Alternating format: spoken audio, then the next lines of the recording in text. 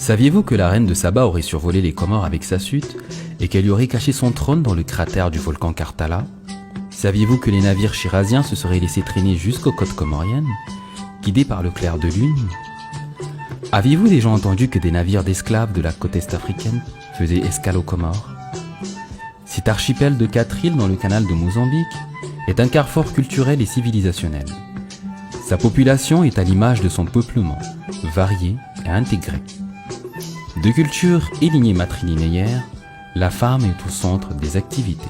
Musulmans, chiraziens, africains et swahili, le patrimoine comorien est unique et divers.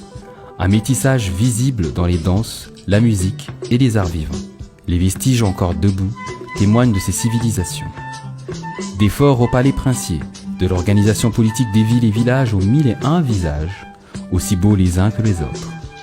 Les danses et chants qui les accompagnent sont de résonance africaine, alors que l'habillement traditionnel est de consonance arabique. Les maîtrises d'art et d'artisanat ancestraux sont des marques millénaires et indélébiles de cet héritage. Les costumes ont traversé les époques pour perpétuer les coutumes et s'inscrire définitivement dans la culture comorienne.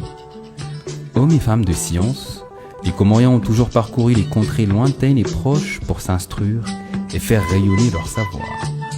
Les rites islamiques et soufis, introduites par de grands érudits comoriens, rythment la vie spirituelle de l'archipel. D'ici 2030, les Comores ambitionnent d'inscrire une dizaine de sites au patrimoine culturel matériel et immatériel de l'UNESCO. Ce sont entre autres des forts du XVIIIe siècle, des danses et des plantes.